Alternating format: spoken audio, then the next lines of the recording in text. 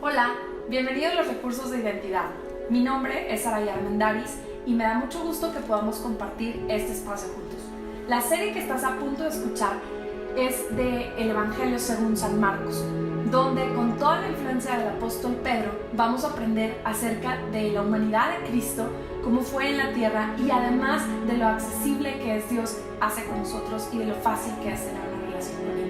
Te invito a que medites en Él, a que lo compartas y a que realmente lo disfrutes y pueda ser una bendición para ti. Además te recuerdo que nos puedes encontrar en nuestras redes sociales. Nos puedes encontrar en Facebook, en Twitter, en Instagram y en YouTube. En todos estamos como @identidadslp. Además nos puedes mandar un correo a identidadslp@gmail.com. Esperamos que lo disfrutes y que pueda ser una bendición. Que estés muy bien, hasta luego. Les voy a pedir que abran su Biblia en Marcos,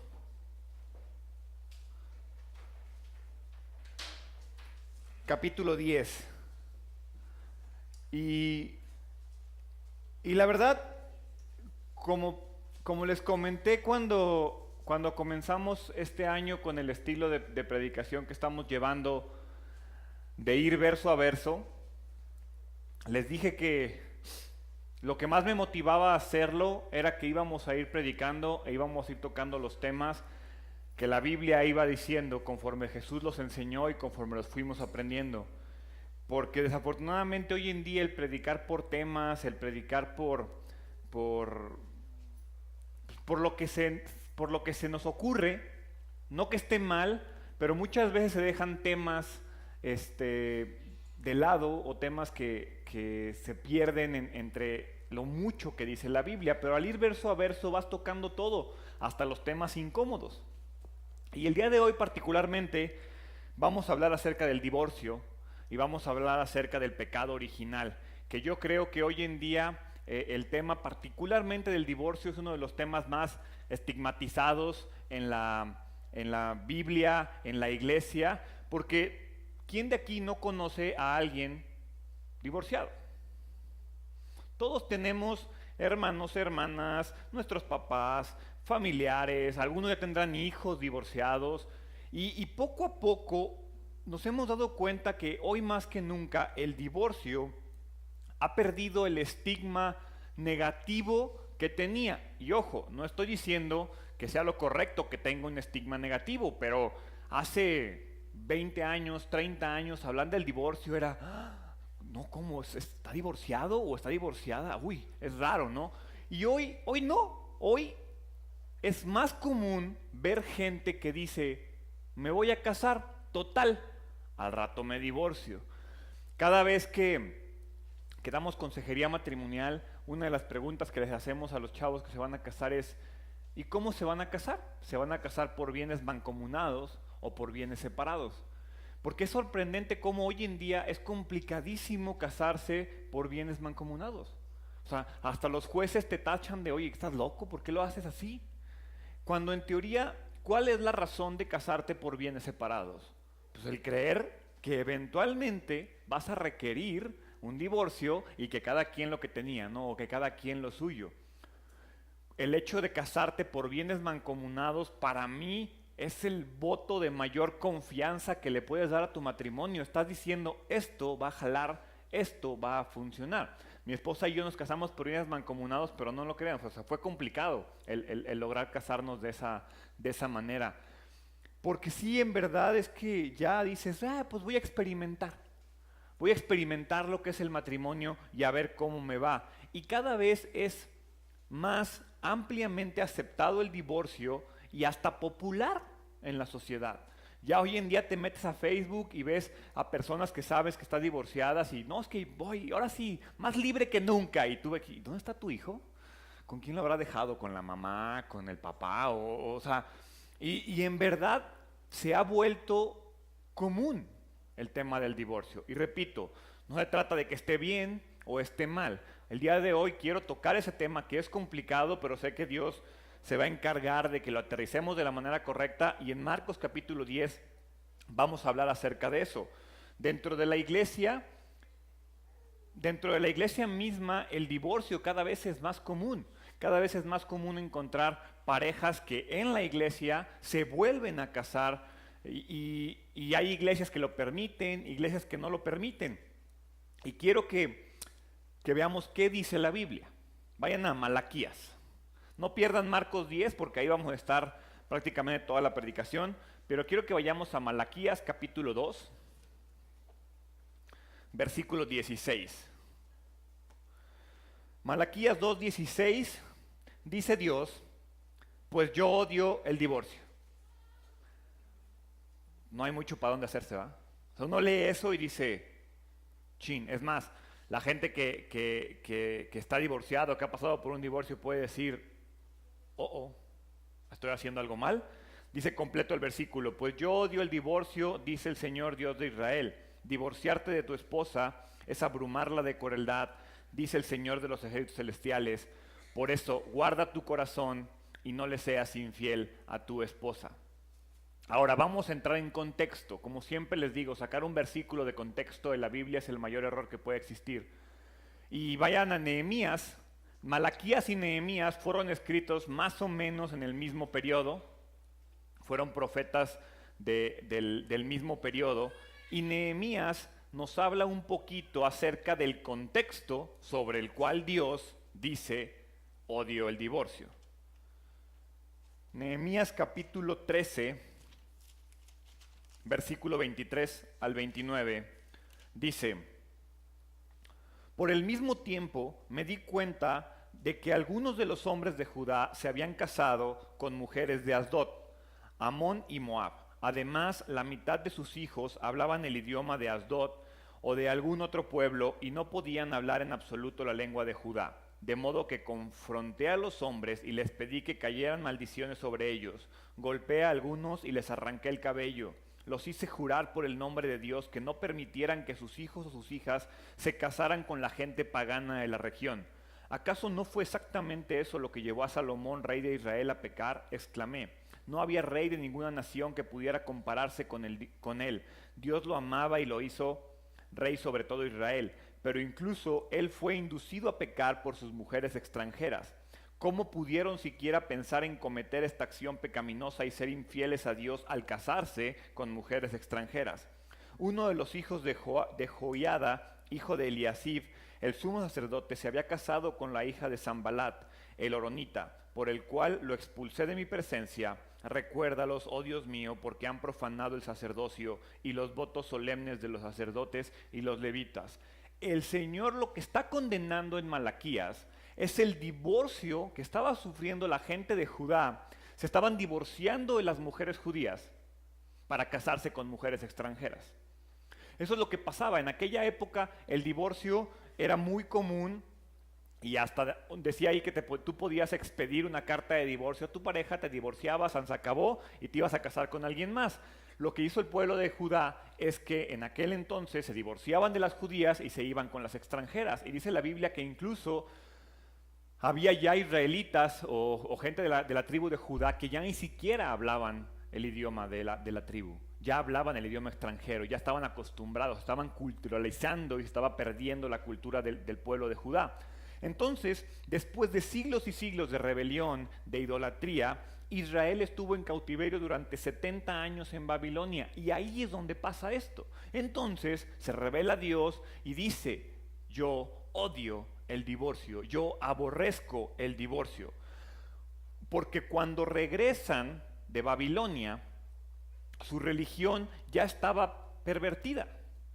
Ya la religión judía, digamos, se limitaba a rituales sin sentido, se limitaba a actitudes que el Señor encontraba desagradables. Entonces, por eso, Dios dice, odio el divorcio. Ese es el contexto de esa declaración que muchas veces sacamos de contexto en las iglesias. Sin embargo, lo que quiero recalcar de este contexto es que la religión ya estaba minimizada a rituales, las actitudes hacia el Señor eran degradantes, ya nada más cumplían por cumplir, hacían las cosas porque las tenían que hacer. Los corazones de las personas estaban llenos de pecado y llenos de desobediencia. Y la verdad es que yo leía esto y digo, es que somos nosotros.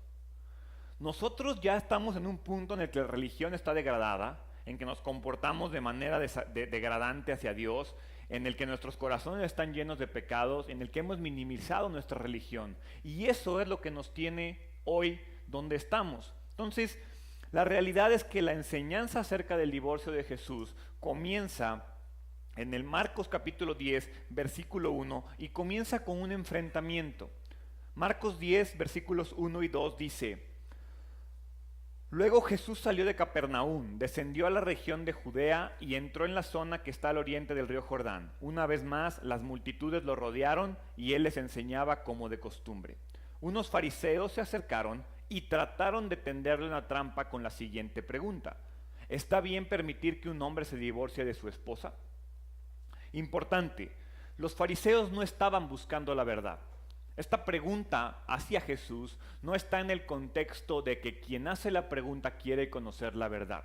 Quien está haciendo la pregunta lo que está buscando es atacar a Jesús. Jesús ya había hablado en el pasado acerca del divorcio. Es decir, la opinión de Jesús acerca del divorcio ya era conocida. Si vamos a Mateo, porque esta primera conversación de Jesús acerca del divorcio no está registrada en Marcos, pero en Mateo capítulo 5, versículo 31 y 32, dice Jesús: ¿han oído la ley que dice, un hombre puede divorciarse de su esposa con solo darle por escrito un aviso de divorcio?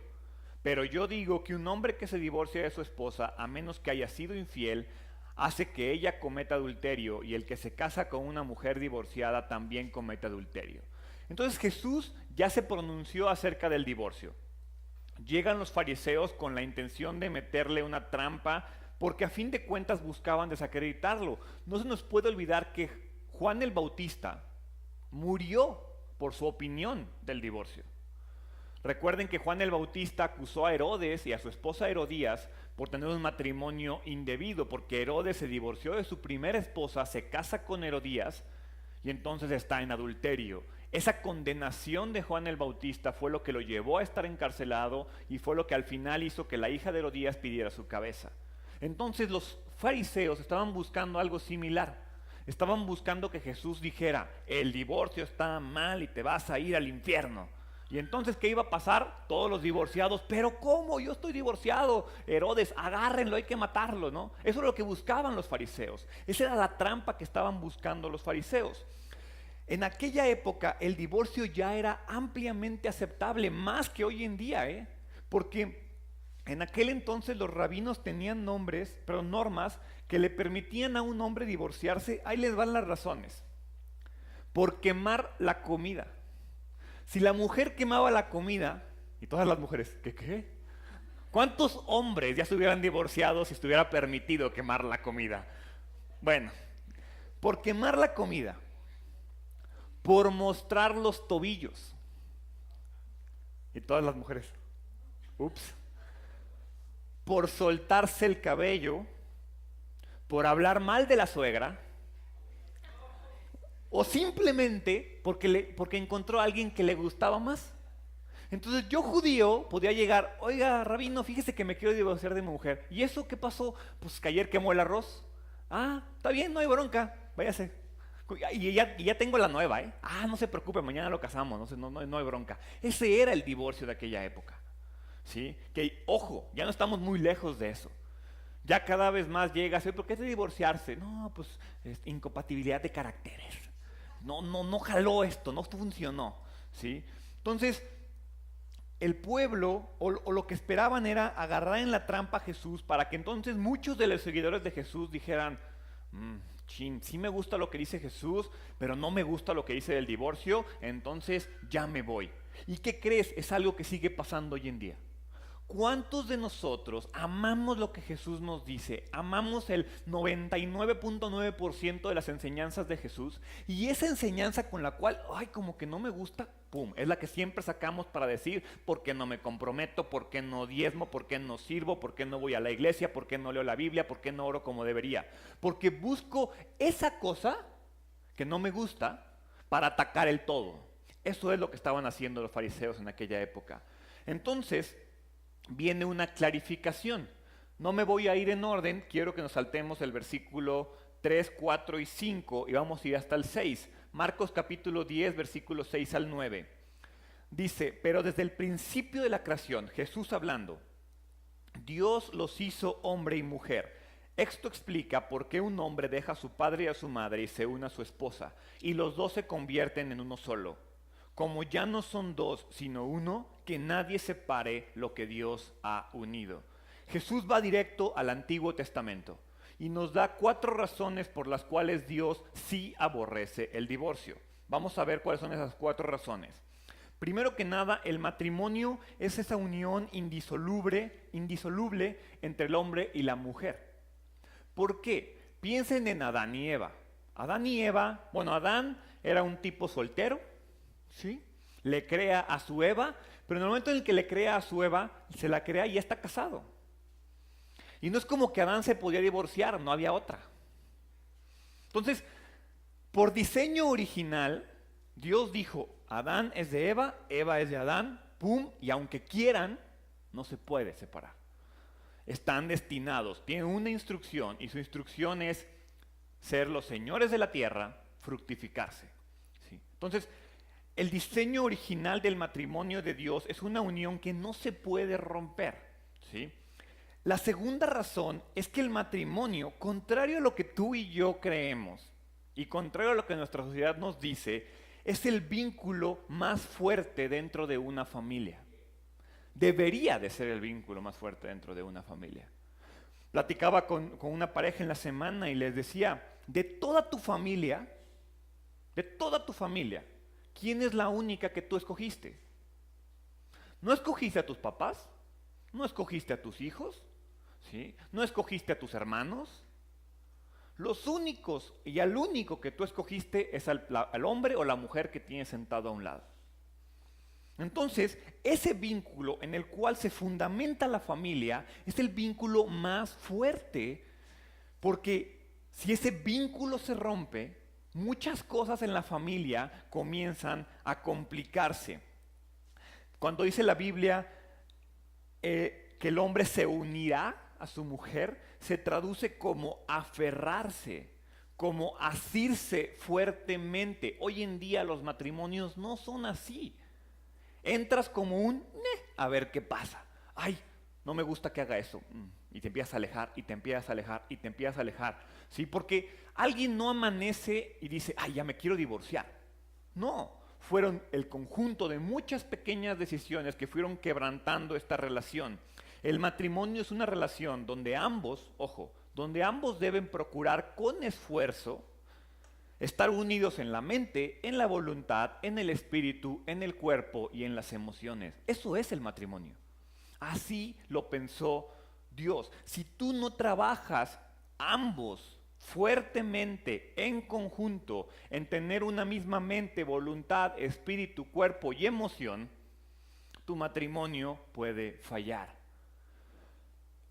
Tercero, la inquebrantable unidad del vínculo matrimonial. Esa es otra razón por la cual Dios odia el divorcio o aborrece el divorcio.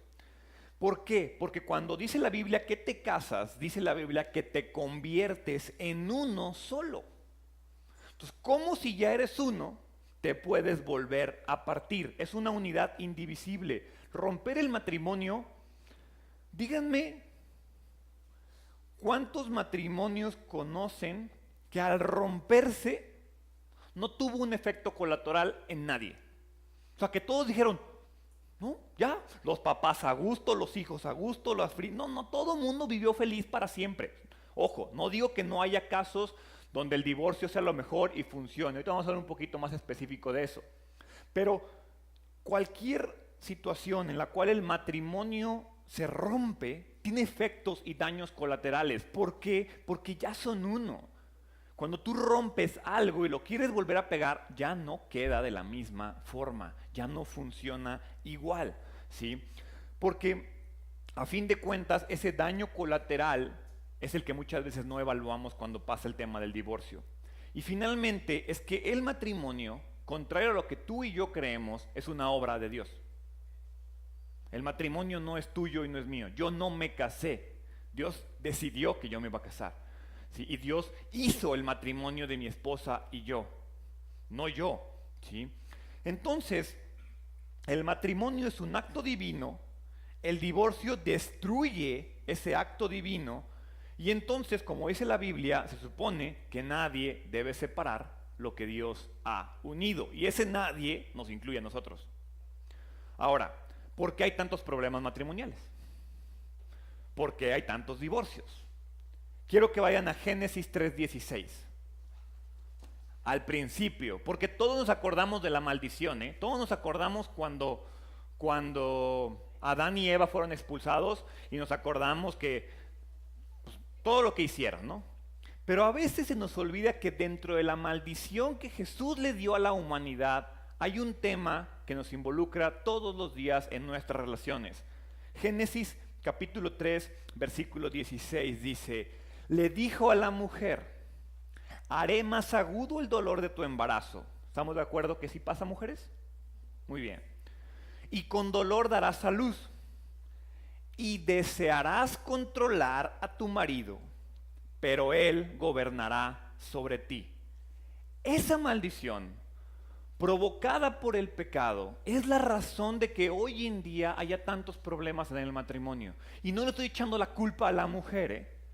Ojo, no le estoy echando que la culpa y el deseo de controlar de las mujeres sea la culpa, ¿sí? Hay casos que sí, la mayoría no. La mayoría es que si el hombre no gobierna el matrimonio de la manera correcta, pues la mujer obviamente quiere hacer las cosas de la manera correcta. Entonces, el objetivo de esto es que veamos que la razón de que los matrimonios tengan tantos problemas y de que el matrimonio no sea tan fácil viene de que el hombre y la humanidad dejó entrar el pecado en sus relaciones. Porque antes de la caída, ¿qué creen? Adán y Eva no tenían desacuerdos. Adán y Eva se complementaban mutuamente a la perfección, vivían juntos en armonía, trabajaban todos los días por lo mismo. Después de la caída, esa armonía se rompe, las mujeres tratan de ser independientes y la autoridad, tratan de tener independencia, tratan de ganar autoridad, y ¿qué crees? El hombre renuncia a esa autoridad. El hombre pierde su lugar, pero no porque la mujer se lo quite, sino porque el hombre lo dejó. Hace algunas semanas, no meses, estuve estudiando con los hombres el tema del propósito del hombre, y yo les decía que en muchos casos no es que la mujer se quiera independizar, es que el hombre renuncia a su liderazgo familiar, ¿sí? Y hemos fallado como hombres en obtener ese lugar. Por eso la sociedad hoy en día está tan debilitada. Entonces, el conflicto entre ahora dos pecadores que viven juntos íntimamente, ¿qué creen que pasa? Conduce al divorcio, conduce a las fallas, porque son dos pecadores deseosos de poder, ¿sí? Y que no están dispuestos a ceder. Por lo tanto, el divorcio entra y truena las relaciones. Ahora, ¿qué hacemos? Marcos capítulo 10, ahora sí quiero que leamos el 3 y el 4. Marcos 10, 3 y 4. Jesús les contestó con otra pregunta. ¿Qué dijo Moisés en la ley sobre el divorcio? Bueno, él lo permitió, contestaron. Dijo que un hombre puede darle a su esposo un aviso de divorcio por escrito y despedirla. Jesús señala la enseñanza del Antiguo Testamento. Los fariseos, cuando le hicieron la pregunta a Jesús, con fines de no obtener la verdad, porque ellos ya sabían que no lo hacían por en verdad, porque tuvieran dudas acerca del divorcio, lo hacían por atacarlo y minimizarlo. Entonces lo que Jesús hace es, yo ya sé que tú tienes una respuesta con la cual, si yo digo que está bien, me atacas. Y si yo digo que está mal, ¿qué crees? También me atacas. Entonces él dice, ¿qué dice el Antiguo Testamento? ¿Qué dijo Moisés al respecto? Y entonces ellos dicen, con una cartita se acabó el divorcio. Y Jesús les dice, pues sí, estoy de acuerdo con eso, pero de nueva cuenta quiero que vayamos a Deuteronomio. Porque en Deuteronomio vamos a encontrar por qué Moisés permitió el divorcio. Deuteronomio capítulo 24, versículos del 1 al 4. Dice, supongamos que un hombre se casa con una mujer, pero ella no le agrada. De entrada, pues ¿para qué te casaste? Pero bueno, pero ella no le agrada. Resulta que él encuentra algo reprochable en ella. Entonces escribe un documento de divorcio, se lo entrega y la echa de su casa. Imagínate que si fuera de fácil, ¿verdad? Una vez que ella abandona la casa, queda libre para volver a casarse. Sin embargo, si el segundo marido también la desprecia, escribe un documento de divorcio, se lo entrega y la echa de la casa, o si él muere, el primer marido no podrá casarse de nuevo con ella, porque ha quedado impura. Sería un acto detestable a los ojos del Señor. No debes manchar la culpa de la tierra que el Señor tu Dios te da como una preciada posesión. Eso es lo que dice, ese es el versículo con el cual todos los rabinos justifican el divorcio, porque eso es algo que sigue existiendo. La clave está en la palabra reprochable. ¿Qué es reprochable? Si yo les digo que se pudieran divorciar por cualquier reprocho de sus parejas, Sari, por favor. Bueno. La palabra reprochable literalmente significa desnudez, no en el sentido físico, sino en el sentido de que sea algo vergonzoso. Es el mismo tema. Cuando dice ahí, resulta que él encuentra algo reprochable, es como resulta que él encuentra algo vergonzoso, resulta que él encuentra algo indigno, algo... ¿Recuerdan cuando José y María, cuando María queda embarazada por el Espíritu Santo, la Biblia dice que José tenía todo para poderse divorciar de ella? ¿Por qué? Porque encontró algo vergonzoso. ¿Qué es lo vergonzoso? Que está embarazada y no es de él. Entonces, ese es el contexto que está hablando en Deuteronomio. Quiero que leamos Deuteronomio 23:14. Porque encontramos este mismo término que dice reprochable. El campamento debe ser santo, porque el Señor tu Dios se mueve dentro de él para protegerte y derrotar a tus enemigos. Ten cuidado de que él no vea nada vergonzoso en medio de ti o se alejará de tu lado. Es decir, aquí te está diciendo que Dios se va a divorciar de ti si encuentra algo vergonzoso. Es lo mismo, es el mismo contexto y es la misma palabra. Vergonzoso es la misma palabra que encontramos arriba en Deuteronomio 24 que dice reprochable. Esta palabra no se refiere a adulterio, se refiere a conductas pecaminosas. Describe situaciones que infringen la moral, que infringen la responsabilidad y la conducta social, ¿sí? Ahora, no es algo que se puede extender a cualquier reproche. Esa es la clave, esa es la importancia. Ahora sí, ¿cómo lo aplico? Gerardo, mi matrimonio, en pocas palabras, Gerardo, ¿me puedo divorciar o no? Gerardo, ya estoy divorciado, ¿me voy al infierno o no? Porque son las preguntas más comunes ante este tema, ¿sí? Y Marcos capítulo 10, vamos a leer versículo 5 y luego vamos a saltarnos del 10 al 12. Marcos 10:5 dice, Jesús les respondió, Moisés escribió ese mandamiento solo como una concesión ante la dureza del corazón de ustedes. Versículo 10, más tarde, cuando quedó a solas con sus discípulos en la casa, ellos sacaron el tema de nuevo. Él les dijo, el que se divorcia de su esposa y se casa con otra comete adulterio contra ella. Y si una mujer se divorcia de su marido y se casa con otro, comete adulterio. La ley del Antiguo Testamento decretaba que se debía matar a los adúlteros. Pero Dios dijo, voy a matar a todos. Entonces Dios tuvo misericordia. Dios tiene misericordia. Dios suspende la sentencia de muerte debido a la dureza del corazón, porque no entendían el concepto del divorcio. El suspender la sentencia del divorcio no significa que Jesús lo acepta, que Dios lo acepta. El que Jesús dijera, bueno, ya no te vas a morir por adúltero, no quiere decir que entonces Jesús dice, ya, acepto el adulterio. Lo mismo pasa, el hecho de que te puedas divorciar no quiere decir que acepto el divorcio.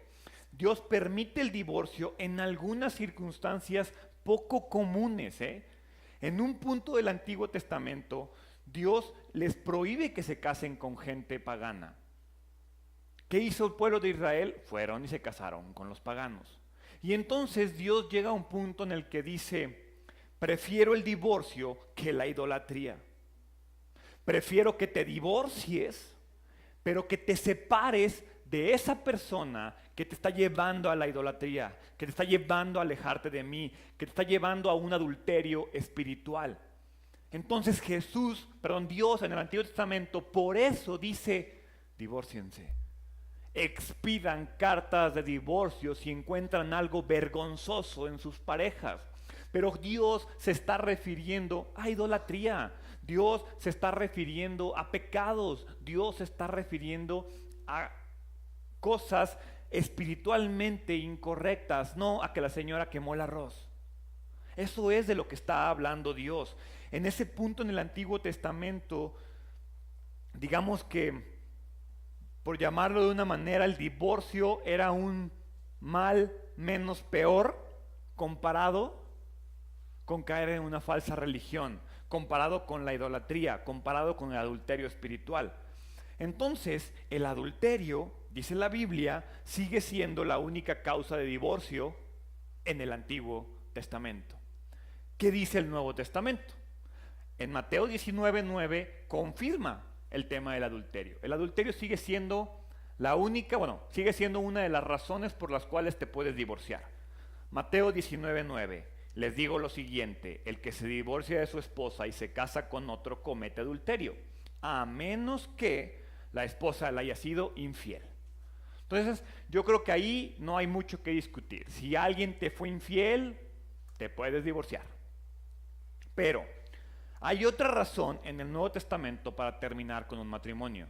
Quiero que veamos 1 Corintios capítulo 7, versículo 15. 1 Corintios 7:15. En cambio, si el esposo o la esposa que no es creyente insiste en irse, en cambio, si el esposo o la esposa que no es creyente insiste en irse, dejen que se vaya.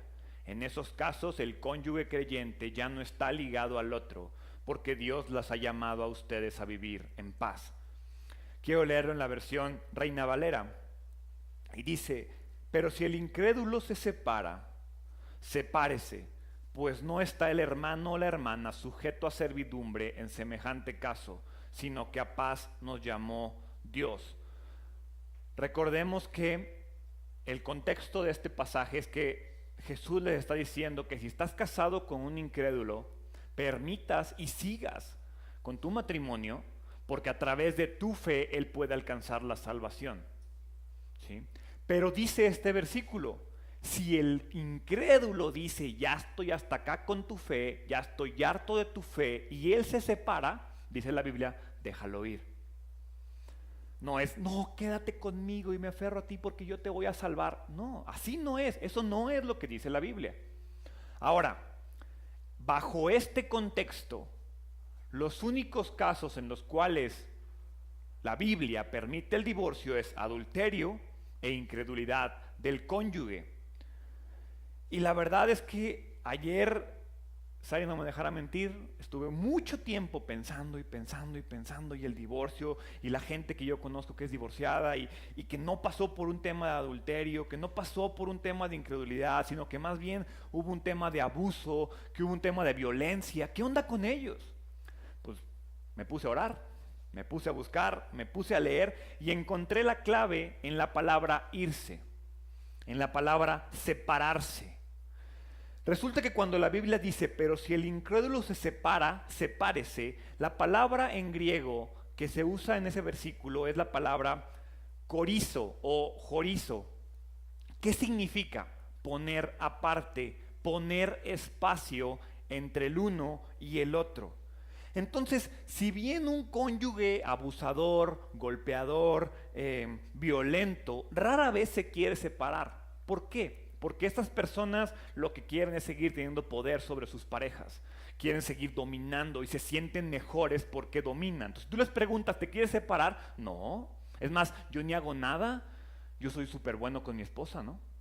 Entonces pudiéramos decir, no, es que esto no aplica. Pero sí, Este versículo aplica para esas situaciones en las cuales un matrimonio ya raya en el abuso, y no me refiero a abuso físico, porque hay varios tipos de abuso. Hay abuso emocional, hay abuso verbal, hay abuso financiero, hay abuso físico, hay abuso sexual, hay abuso social y sobre todo y muy comúnmente hay abuso espiritual. ¿Por qué este versículo los libera? No porque yo diga que quiero permanecer con mi pareja, mis acciones reflejan que yo quiero permanecer con mi pareja. Si mis acciones lo que están reflejando es que pues yo lo único que quiero es dañar, atacar, es como con la fe, no porque diga creo en Dios soy salvo.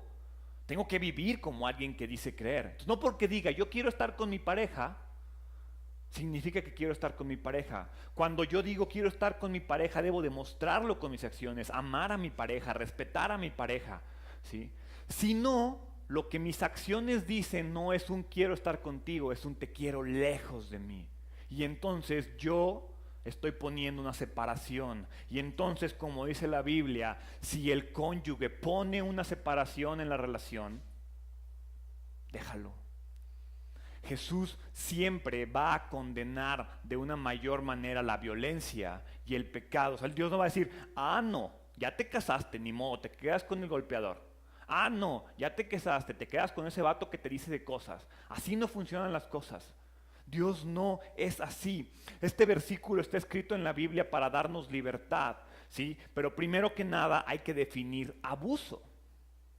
Porque si no definimos abuso, ¿qué va a pasar? No, es que mi marido abusa, me despierta bien temprano, me voy a divorciar. ¿Sí? Eso es lo más común. Encontramos esa curva donde creemos que lo que yo hago es aceptado por la Biblia para seguir aferrándonos a nuestro pecado o para seguir aferrándonos a nuestras debilidades. ¿Qué es abuso? Abuso es un patrón de conducta de una persona, ojo, patrón de conducta de una persona por medio del cual busca obtener y mantener poder sobre la otra persona. El abuso siempre incluye abuso emocional y abuso verbal. Eso siempre va. En un abuso siempre es emocional y verbal. Pero como les decía ahorita, puede incluir abuso físico, financiero, sexual, social y espiritual. Entonces, el cometer abuso doméstico invariablemente te aleja de tu pareja. Cuando hay un abuso en una relación, la pareja se divide, la pareja se rompe, la relación termina, se crea una barrera que muchas veces ya no se puede romper. Y entonces dice la Biblia, déjalo ir. Ahora dice, oye Gerardo, pero mi marido sí es creyente. Y dice la Biblia que ese versículo solo funciona para los no creyentes. Pues entonces entra el tema que siempre decimos, si alguien no vive conforme a su fe, no es creyente, por más que vaya a la iglesia, sirva en una iglesia o se crea que es creyente.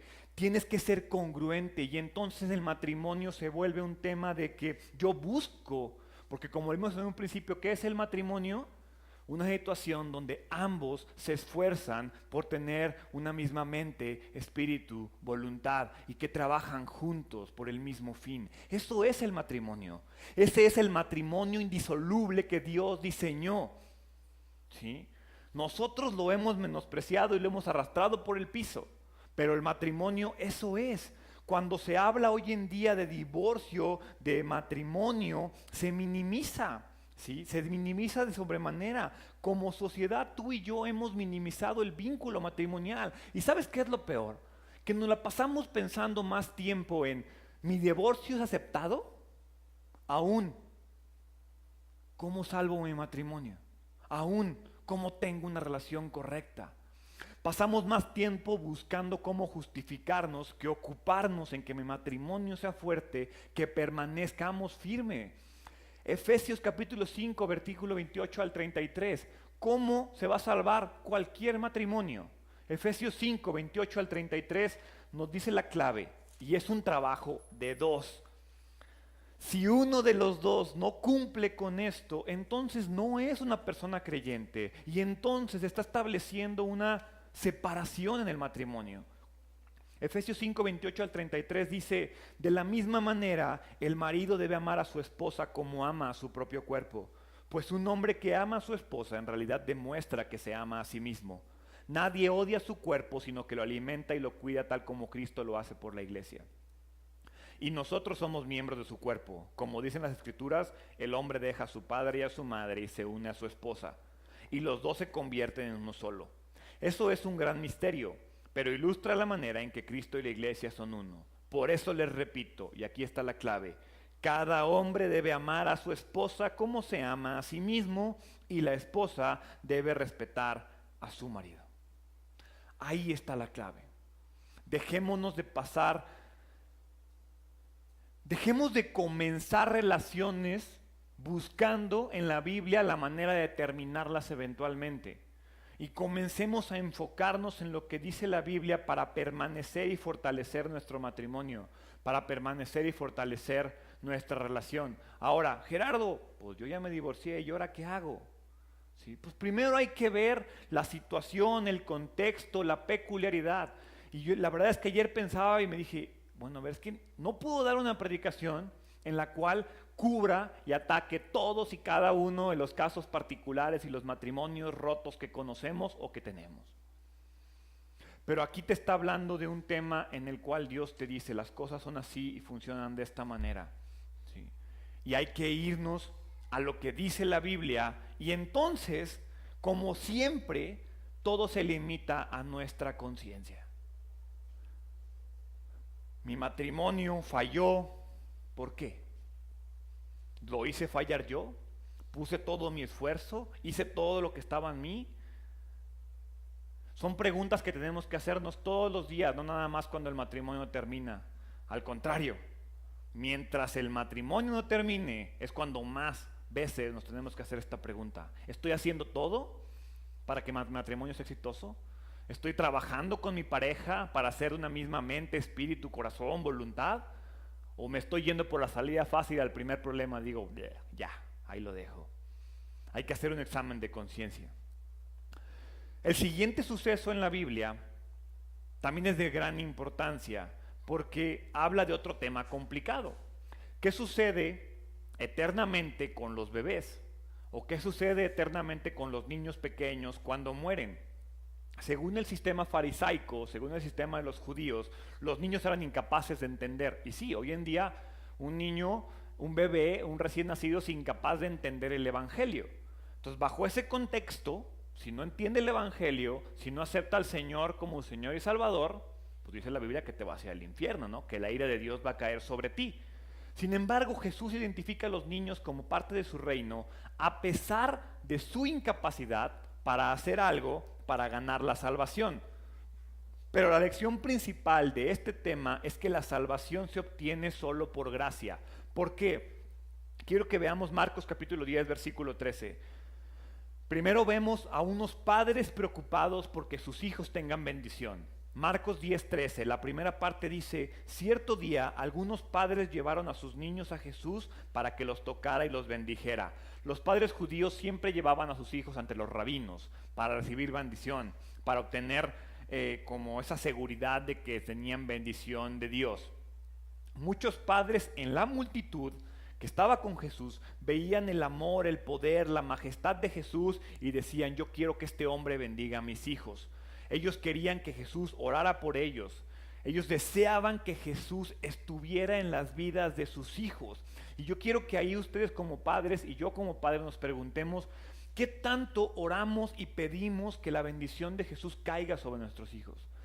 ¿Con qué tanto fervor buscamos llevar a nuestros hijos a Jesús para que los toque, para que los bendiga? ¿Cuál es tu deseo para tus hijos? ¿En verdad nos esforzamos y nos preocupamos porque nuestros hijos reciban un toque de Jesús? ¿O los dejamos a ver qué pasa? Porque nuestra responsabilidad como padres es asegurarnos que nuestros hijos conozcan a Dios. A veces se nos olvida, pero nuestra responsabilidad como padres es asegurarnos de que los hijos conozcan a Dios. Después Marcos capítulo 10, versículo 13, la segunda parte te habla del reproche de los discípulos a Jesús. Dice la Biblia, pero los discípulos regañaron a los padres por molestarlo. Los discípulos todavía estaban muy influenciados por el sistema farisaico y por el sistema judío. Por lo tanto, no estaban de acuerdo con que Jesús bendijera a los hijos. Porque decían, pues no se merecen la bendición, no entienden ni la bendición. Pero ante este reproche de los discípulos, Jesús emite una bendición muy especial. En el versículo 14 dice: cuando Jesús vio lo que sucedía, se enojó con sus discípulos y les dijo: dejen que los niños vengan a mí, no los detengan, pues el reino de Dios pertenece a los que son como estos niños. Jesús se molesta, se indigna con los discípulos. Ojo, no te está diciendo nada acerca de la condición de los padres. No está diciendo si los padres son creyentes o no. No está diciendo siquiera si los niños tienen fe o no, o si los niños querían ir con Jesús o no. Pero Dios dice, el reino de Dios le pertenece a los niños como estos. No es a los niños como estos de hijos creyentes, de padres creyentes, a los hijos como estos de padres no creyentes, a los hijos como estos que tienen fe. No, Jesús solo dice que el reino de Dios le pertenece a los que son como estos niños. Él está dando una declaración incondicional de amor. No hay advertencia, no hay condición, no hay restricción. Dice, si eres niño, te vas al reino de Dios. Punto. Eso es lo que está diciendo Jesús. No habla de judíos, fieles, circuncidados, bautizados, elegidos, güeritos, morenitos. No dice nada de eso. Dice niño al cielo. Jesús se está refiriendo de una manera general a que todo aquel que no puede creer, todo aquel que está incapacitado para creer, porque su edad no se lo permite, no le permite entender el evangelio, se va a ir al cielo. Entonces, mientras un niño no entienda la diferencia entre bueno y malo, se encuentra bajo el cuidado misericordioso de Dios. Estaba leyendo un comentarista que decía, el cielo va a estar lleno de bebés que no nacieron. El cielo va a estar lleno de bebés o de niños que murieron de recién nacidos. Tenemos que tener esa seguridad, porque si mueren antes de ese tiempo, del tiempo en el que pueden reconocer lo que está bien o lo que está mal, su alma va al cielo. Recordemos que cuando Adán y Eva pegaron, ¿de qué árbol comieron? Comieron del árbol del fruto del conocimiento del bien y del mal. Cuando Adán y Eva conocieron y se volvieron conscientes de lo bueno y lo malo, el pecado entró en sus vidas. Antes, no. ¿Sí? Ahora, una vez que pasa ese punto, ¿qué onda? Ya, mi hijo ya conoce el bien y del mal. Pues entonces, ya tu hijo es responsable de arrepentirse y de creer en el evangelio. Y aquí se vuelve complicado, porque esto no nos dice que no sean pecadores antes. Ya eran pecadores, solo que ahora son pecadores conscientes. Todos somos pecadores desde que somos concebidos. Salmos capítulo 51:5. Es decir, no nazco y hasta que cometo mi primer pecado, hasta que le muerdo el dedo a mi mamá, ahí soy pecador. No. Dice Salmo 51:5, pues soy pecador de nacimiento, así es, desde el momento en que me concibió mi madre. No cuando nací. Desde que soy concebido soy pecador. El hecho de que un niño pueda morir demuestra que es un pecador, porque el castigo del pecado es la muerte. Entonces, hasta que no haya un niño eterno inmortal, todos son pecadores desde siempre. El ser humano no es pecador porque comete pecado. El ser humano comete pecado porque es pecador. Es un concepto que tenemos que entender. Tú y yo no cometemos pecados, pero no somos pecadores hasta que cometemos un pecado, sino que el pecado está en nosotros y por eso es que el pecado nos domina. Por tanto, un bebé y un niño pequeño estará en el reino de Dios únicamente porque Dios quiere que estén en su reino. No hay una razón justificada. De la misma razón por la cual tú y yo, por fe, cuando somos conscientes de nuestra fe y cuando podemos ser conscientes de nuestro arrepentimiento, tenemos acceso al reino de Dios. ¿Sí? En pocas palabras, creer que un bebé se va al infierno sin otra explicación que el pecado original no tiene sentido. O sea, que tú creas que un niño se va al infierno porque no fue bautizado, se va a ir al infierno. No tiene lógica, no es bíblico, ¿sí? La esencia del castigo estaría ausente. Castigo al niño porque no sabe lo que hizo y lo castigo. No sabe lo que hizo y lo regaño. ¿Lo deja de hacer? No, llorará 5 minutos y lo seguirá haciendo porque el niño no entiende que está haciendo mal las cosas. Entonces sería imposible para un niño entender por qué es en el infierno. ¿Por qué los va a mandar al infierno? El ejemplo es muy claro. ¿Recuerdan cuando David tuvo muchos hijos? Pero su primer hijo, el hijo que tuvo con Betsabé, recordemos que en la Biblia lloró y lloró y lloró y David lloraba y lloraba porque su hijo estaba enfermo. Cuando su hijo muere, ¿qué hace David? Se levanta, se viste y la gente dice, ¿qué te pasa? Tu hijo se murió. David se comportaba con la seguridad de que sabía, sí, mi hijo se murió y estaba triste porque lo veía sufrir. Pero hoy ya sé que no está sufriendo. Sin embargo, ¿por qué cuando muere Absalón, David rompe sus vestiduras y se pone de luto? Porque David sabía que Absalón se iba a ir al infierno. Esa es la diferencia. David era perfectamente consciente del estado espiritual de sus hijos. Te pregunto, ¿tú eres perfectamente consciente del estado espiritual de tus hijos? La salvación es parte del plan de Dios para nuestras vidas, pero tú y yo lo rechazamos por nuestro pecado. Jesús nos quiere salvos. Ese es el plan de Dios. Jesús no te creó para mandarte al infierno. Jesús te quiere salvo y ese es el plan de Dios para nuestras vidas, pero nuestro pecado nos hace rechazar ese plan. Ahora, ¿qué tiene que ver todo esto? Vayamos a la analogía de esto en la Biblia. Marcos 10, versículos 15 al 16. La analogía de la salvación con los niños. Dice, les digo la verdad, el que no recibe el reino de Dios como un niño, nunca entrará en él. El que no recibe el reino de Dios como un niño. No te está diciendo que el niño recibe el reino de Dios, sino el niño dice, no, el que no recibe el reino de Dios como un niño nunca entrará en él. Entonces tomó a los niños en sus brazos y después de poner sus manos sobre la cabeza de ellos los bendijo. La salvación de los niños es una analogía que demuestra que la salvación es puramente gracia de Dios. Eso es lo que está diciendo esta analogía. Jesús está confrontando el legalismo de aquella época y les está diciendo, si ellos, que no pueden cumplir todas tus leyesitas que creaste, entran al reino de los cielos, ¿qué te hace pensar que tú no puedes entrar al reino de los cielos?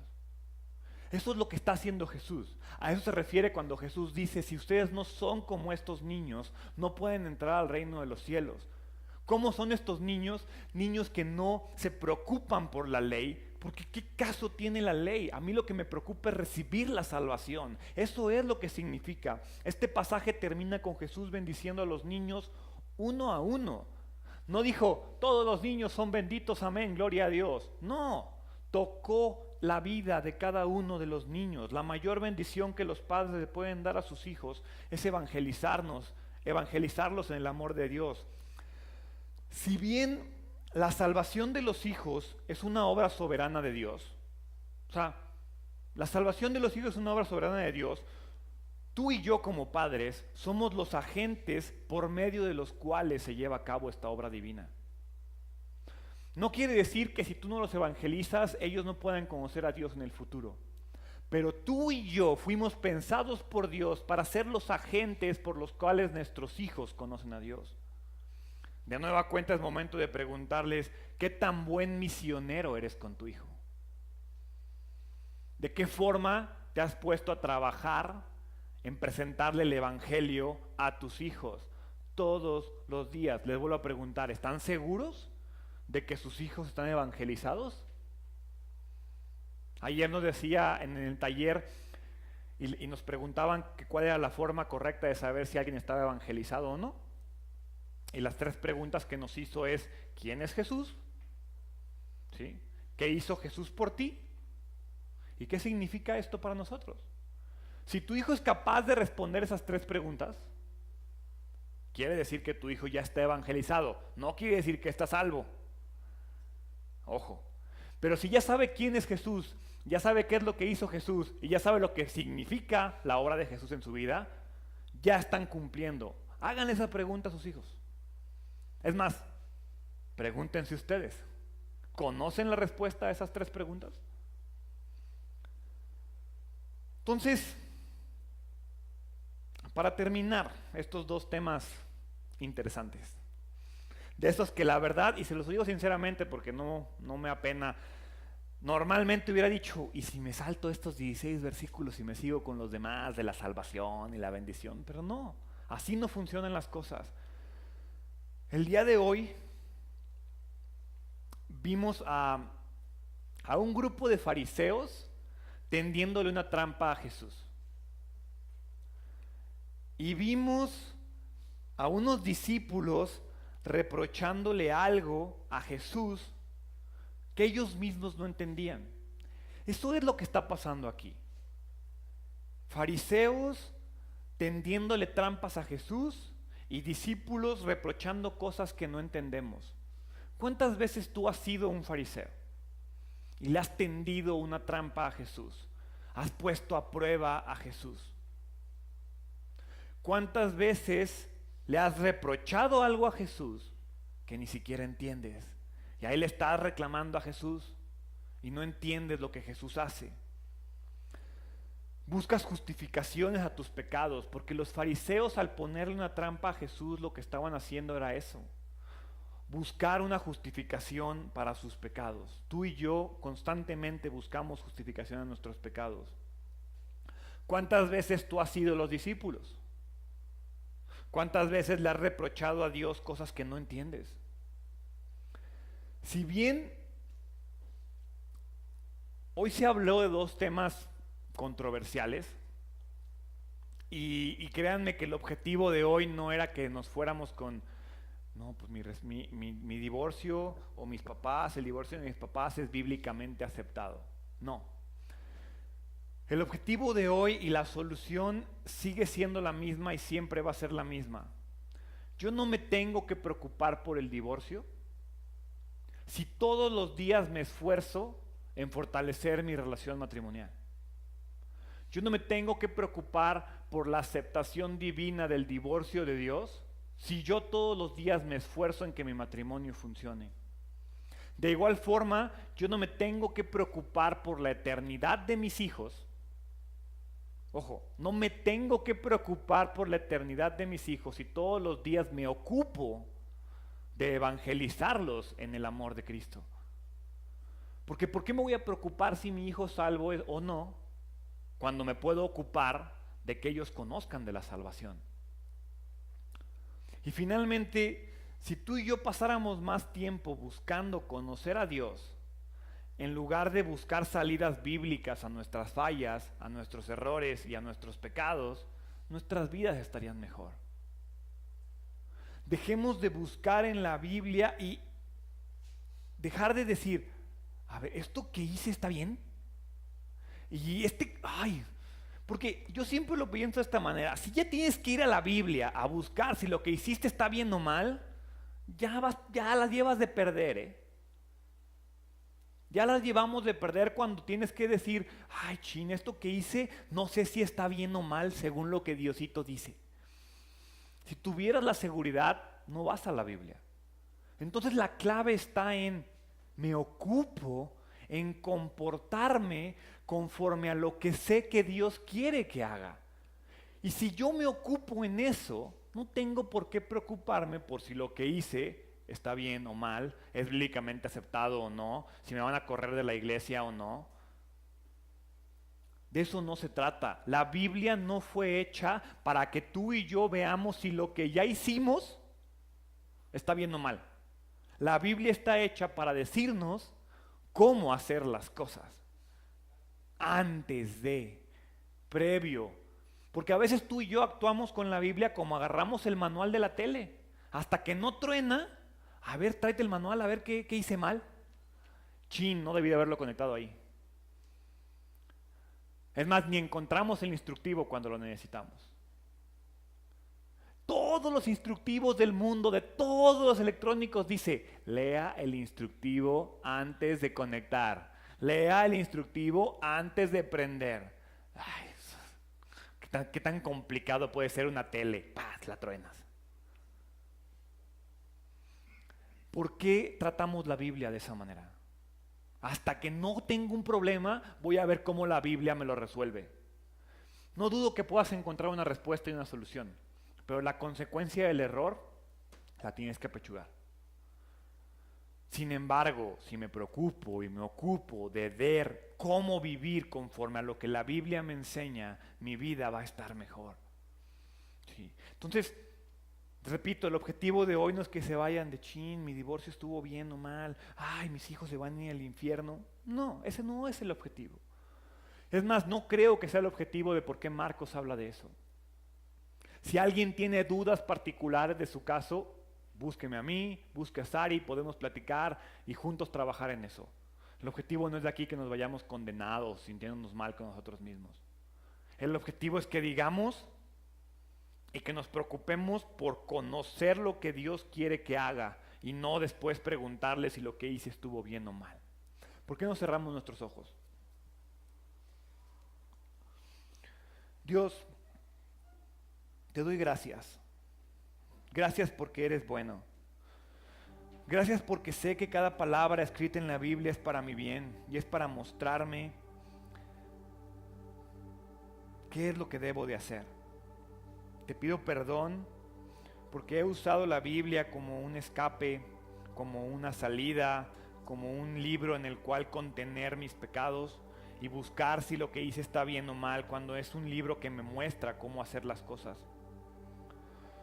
Te pido perdón porque me he preocupado más por ver si lo que hago está bien o mal que preocuparme por conocer a Dios, por conocerte a ti, por conocer a Jesús, por dejar que el Espíritu Santo me guíe y me muestre y me ayude a caminar contigo. Porque he sido un creyente reactivo y no un creyente activo, que se preocupa por vivir conforme a la voluntad tuya, Padre. Y que más bien se ocupa por ver si lo que hice fue tu voluntad o fue la mía. Ayúdame a que tu voluntad se cumpla en mi vida, a que tu reino se establezca en mi corazón, a que pueda encontrar las respuestas que necesito para vivir conforme a tu voluntad y conforme a tus propósitos para mi vida. Ayúdame a fortalecer mis relaciones, ayúdame a corregir mis errores matrimoniales, ayúdame a ser un mejor padre y guiar a mis hijos al amor. Pero también, Padre, te pido perdón. Te pido perdón si ya lo eché a perder, si ya cometí el error, me presento el día de hoy ante ti arrepentido, pidiéndote de nueva cuenta una segunda oportunidad. Gracias por mostrarte ante mí y mostrarme que tu voluntad perfecta, yo soy el que muchas veces la hace imperfecta, el que me meto en camisa de 11 varas y me complico la vida. Guíame, Padre, fortaléceme y ayúdame a vivir conforme a tu palabra y conforme a tu voluntad. Ayúdame a ocuparme de mi conocimiento y del conocimiento de mi familia. Que podamos conocerte mejor, que podamos amarte más y que nos convirtamos en agentes de cambio en nuestras vidas y en nuestras familias. Gracias por estas oportunidades. Gracias por tu palabra. En el nombre de Jesús. Amén.